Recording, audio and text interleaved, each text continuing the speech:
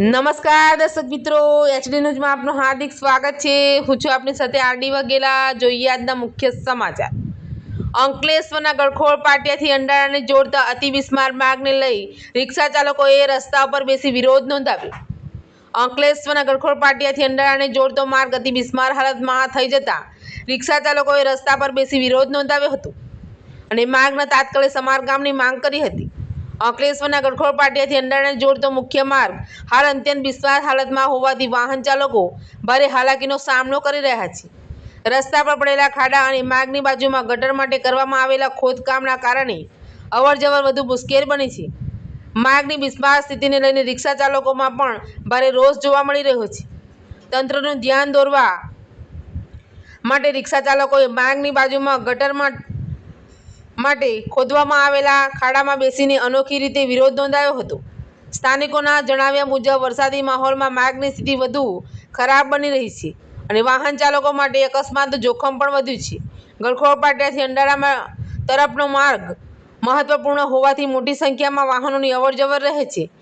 હવે રિક્ષા ચાલકો અને સ્થાનિકોએ તંત્ર સમક્ષ માર્ગનું તાત્કાલિક અને ગુણવત્તાયુક્ત સમારકામ કરવાની માંગ કરી છે।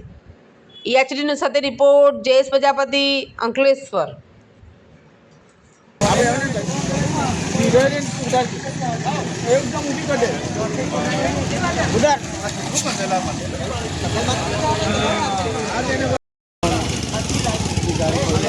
ટ્રાફિક ચેક કરાવવાની રોડ પર આવો બસ ટુનલ પેલી સાઈડ એક જણ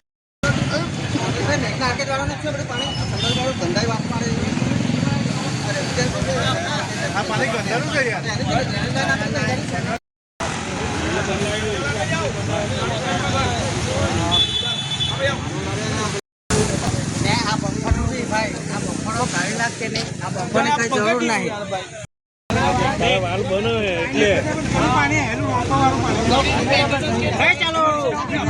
મારું નામ નવીનભાઈ બાલુભાઈ પટેલ છે, રહેવાસી અંડાળાનો છું।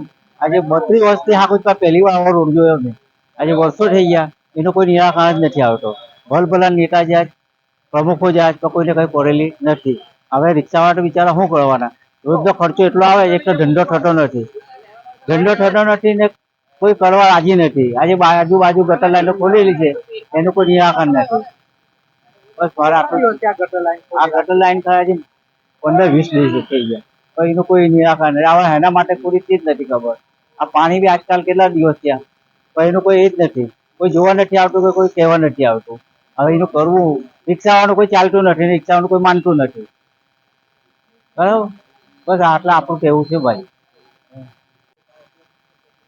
આજે ગળખોડ પાટિયાથી અંડાળાને જોડતો રોડ આજે વર્ષોથી આ વેલકમ નગર પાસે જે રોડ ખાડા ખબૂચિયા છે ને સાઈડ પર આજે ગટર લાઈન ખોદીને જતા રહેલા છે।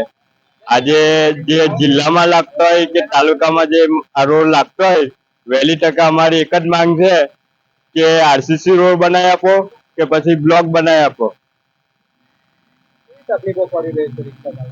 રિક્ષા ચાલકોમાં તકલીફ એટલી છે કે આજે અમારે રિક્ષા ચલાવવાનું મન બી નહીં ને એટલા ટાયરો અને ગાડીનું બી એટલું નુકસાન થાય છે અને કમરોનો બી એટલો પ્રોબ્લેમ આવે છે કે આજે અમારે રિક્ષાનો ખર્ચો કરીએ કે હોસ્પિટલનો ખર્ચો કરીએ।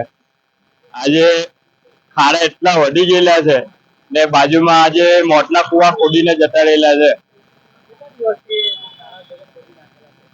આજે 10-15 દિવસથી સાઈડ પર ખાડા ખોદીને જતા રહેલા છે અને એની કોઈ ગટરનું કઈ